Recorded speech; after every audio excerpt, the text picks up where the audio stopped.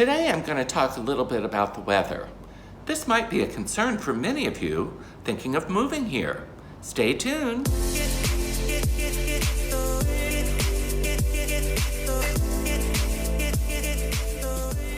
Hi, I'm Taylor. Welcome to my channel where I share my life and travels as an expat retiree in Malaysia.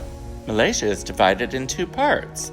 On the left you have Peninsula Malaysia, which is just south of Thailand.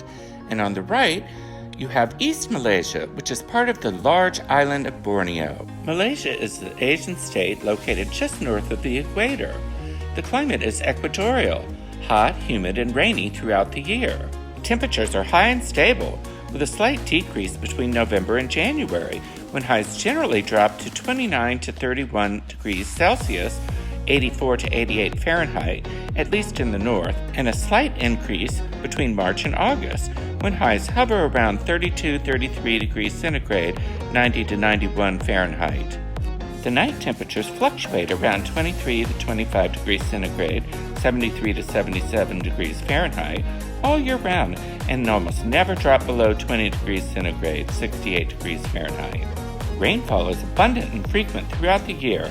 In fact, it is difficult to find an area where it's lower than 2,000 millimeters, 79 inches per year, or a month when it is lower than 100 millimeters.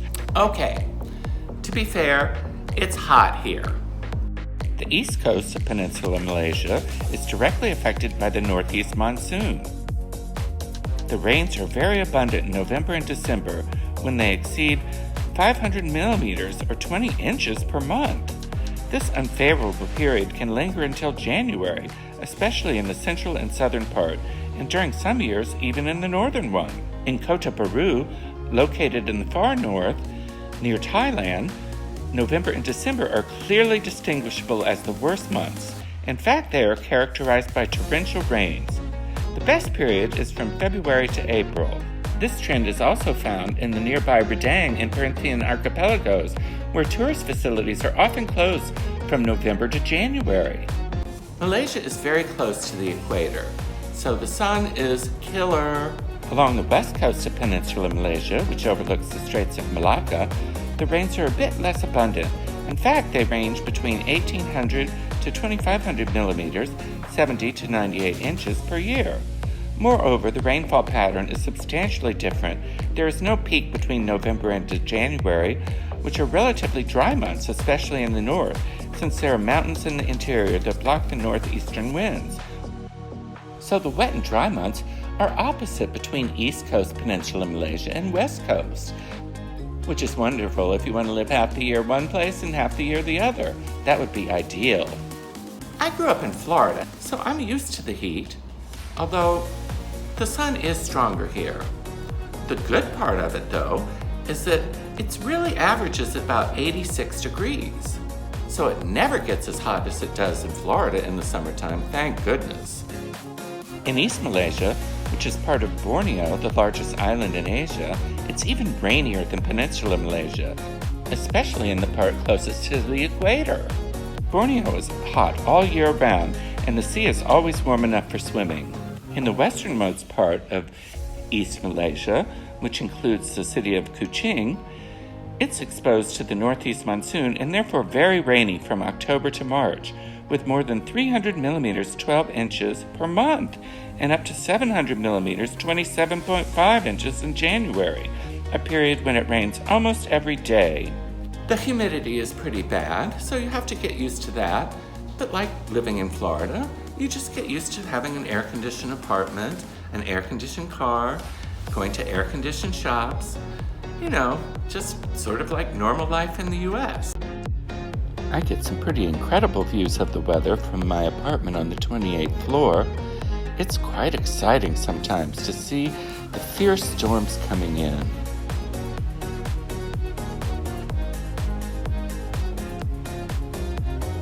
Sometimes it can be really, really exciting.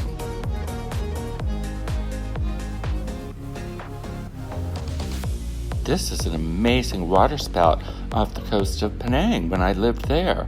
That was like a mile from my apartment. If you like thunder and lightning, you're going to love it here. Lightning strikes in Malaysia are a very common occurrence due to its tropical climate and location. Malaysia's thunderstorms are spectacular, violent, and very frequent. The Klang Valley, which where KL is, has an average of 240 days of thunderstorms in a year. This compares to just 10 for London. One thing I've noticed that's sort of surprising since they're dying in the US, or seem to be, are the shopping malls are amazing here, and I think a lot of people spend time there just because it's so icy cool. The one thing I miss here is the seasons. There's really no season except for rainy season and dry season. And I haven't really found the dry season to be very dry. It rains a lot here. That said, it's usually just passing through big storms. Here's a typical one just passing through KL this morning from my window.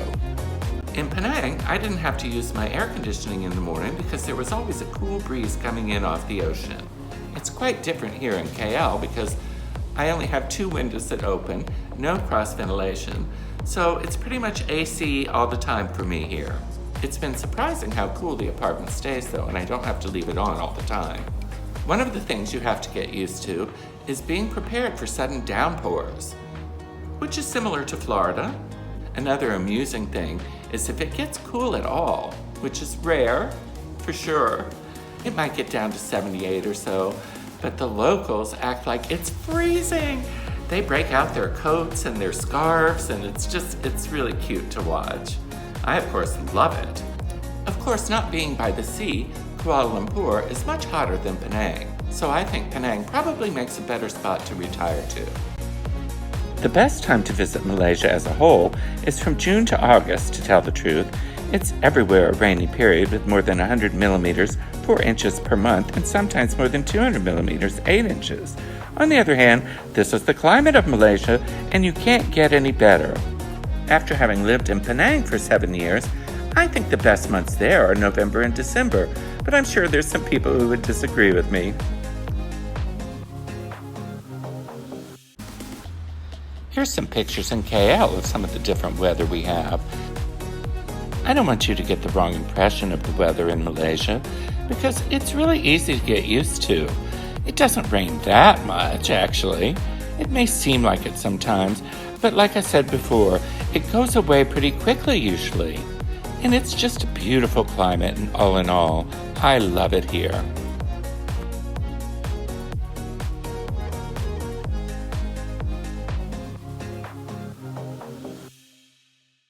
Thank you for tuning in to my extremely unscientific view of the weather in Malaysia. But if you're thinking of moving here, you need to be ready for it. As always, if you liked this video, please like and subscribe. And if you have any questions, please put them in the comments below. Please come back and tune in again. I'm going to have a lot more to share. Talk to you later. Bye.